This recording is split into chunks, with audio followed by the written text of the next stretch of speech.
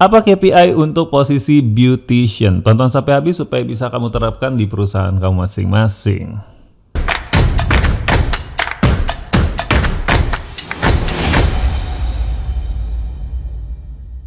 Halo semuanya, kembali lagi di channel Tanya Kak Sam. Masih menjawab pertanyaan dari kolom komentar.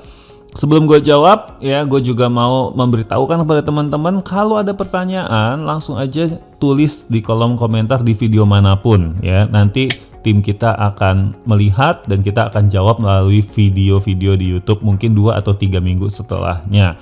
Makanya nyalain notifikasinya supaya kalau ada video masuk yang video baru yang masuk, teman-teman bisa tahu dan siapa tahu video itu menjawab pertanyaan-pertanyaan kalian. Dan jangan lupa share video ini ke teman-teman yang membutuhkan ya.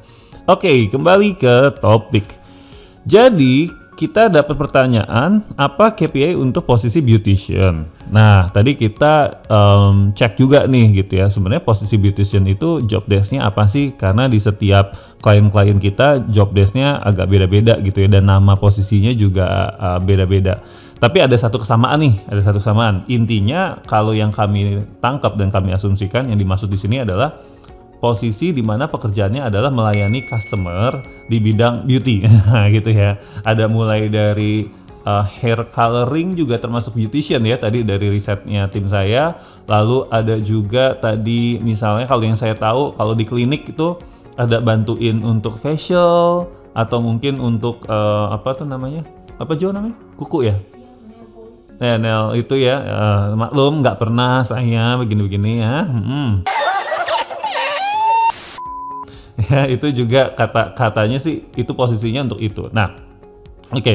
Jadi kalau kita sepakat bahwa ini adalah job description-nya kurang lebih seperti itu, maka contoh ya, ini hanya contoh. Bisa jadi yang lain bisa juga ada yang lain. Contoh KPI-nya adalah yang paling jelas tentu tingkat kepuasan customer-nya dong. Karena dia kan berhadapan langsung dengan customer, dia melayani customer. Cuman hati-hati juga nih untuk mengetahui dan mengukur tingkat kepuasan customer. Ini sistem yang dibangun harus bagus dan kita harus memastikan bahwa cara bertanyanya tepat. Kalau enggak nanti nilainya semua netral-netral aja gitu ya. Nah, jadi gua akan bedah nih cara untuk mengukur tingkat kepuasan customer. Yang paling gampang, begitu orangnya selesai lalu dia ditanyain, gimana tadi puas gak dengan pelayanannya ya. Bisa ditanyakannya lewat handphone di WhatsApp misalnya ya. Kenapa? Karena kalau ditanyain langsung ditodong, ini nanti biasanya tim beautician kita akan yang ngisiin akan mereka gitu. Bu, ini tadi ini ya saya isi 4 ya, saya isi bintang 5 ya atau apalah gitu. Jadi mendingan cara nanyanya adalah di WhatsApp atau di SMS setelahnya gitu ya. Nah, nanti supaya orang-orang mau isi, kalian bisa terapkan voucher 10% misalkan untuk kunjungan berikutnya karena sudah mengisi feedback ya atau survei kepuasannya. Nah, survei kepuasannya ini juga bisa penerapannya adalah ditanya dulu tadi kamu sama beautician siapa gitu ya. Berarti kalau dia nggak tahu ya susah sih gitu. Makanya ini ada kelemahannya. Tapi bisa juga secara keseluruhan. Nah, kalau secara keseluruhan kita tidak tahu ini beautician yang mana gitu. Artinya KPI ini namanya shared KPI. Oke? Jadi kalau shared KPI ibaratnya satu jelek itu mempengaruhi semua timnya. Ya, atau kalau mau dapat nilai bagus artinya semua tim ya, semua beautician ini harus punya kualitas yang sama supaya nilainya ini bagus karena ini shared KPI. Ada plus minusnya.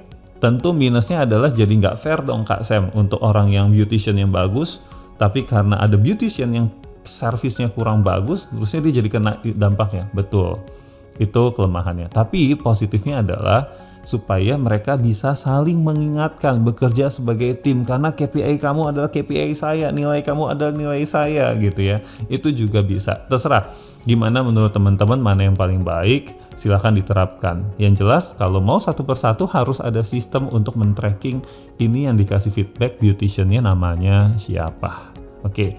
Nah, other things adalah banyak juga perusahaan yang saya lihat KPI-nya itu untuk service ya, untuk kualitas dari servisnya dilihat dari Google Review. Jadi di Google Review ya, saya agak khawatir sih dengan Google Review karena satu itu bisa aja dimanipulasi, kecuali datanya udah banyak banget. Yang kedua, kadang-kadang di Google Review itu yang di-review atau cara mereka untuk memberikan bintang review itu kadang-kadang nggak relevan sama apa yang mau kita ukur, nggak relevan sama servisnya. Bisa aja dia nge-review jelek karena AC-nya panas. Gitu, jadi jangan terlalu mengandalkan Google Review menurut saya pribadi ya gitu. Walaupun memang Google Review itu penting untuk membuat toko kita atau klinik kita misalnya itu jadi didatangi orang atau dipercaya sama orang ya.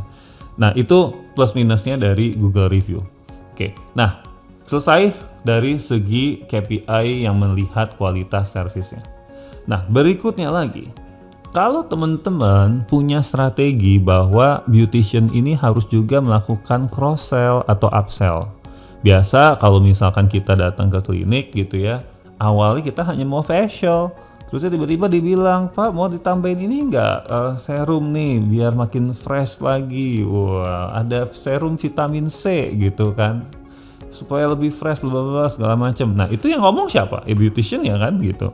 Jadi kan dia ada fungsi jualannya. Tapi memang tidak semua beautician itu ditargetkan atau diharuskan untuk berjualan juga sih gitu. Jadi in case kalian ingin menerapkan strategi ini, maka artinya KPI-nya salah satunya adalah ya sales, ya sales. Kalau bisa di track jumlah upselling-nya atau cross selling-nya, kalau bisa di track ya datanya. Tapi kalau susah ya berarti sales dari keseluruhan klinik itu bisa menjadi salah satu KPI ya.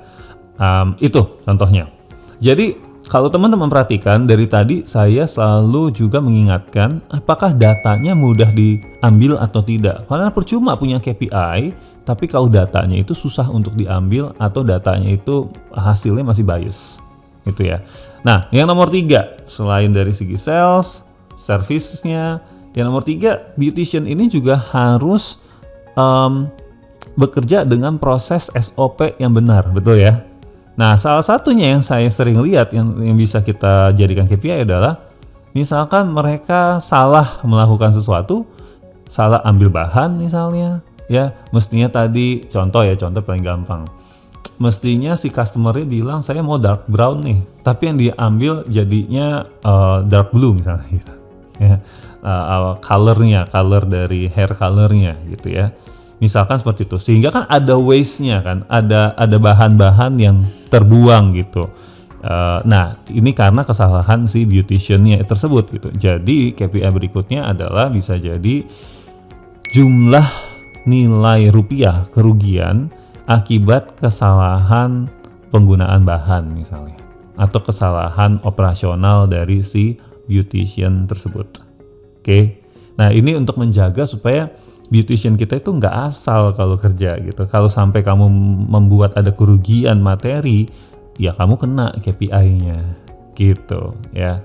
Nah itu contoh aja teman-teman. Tapi yang penting kita bisa belajar logika pembuatan KPI-nya. Jadi lihat job desk-nya, output-nya apa ya. Atau paling gampang lagi teman-teman tanya, saya bisa bilang dia kerjanya bagus itu kalau apa? Atau saya bisa bilang kerja dia ngaco banget itu kalau apa kan gitu ya, simple ya.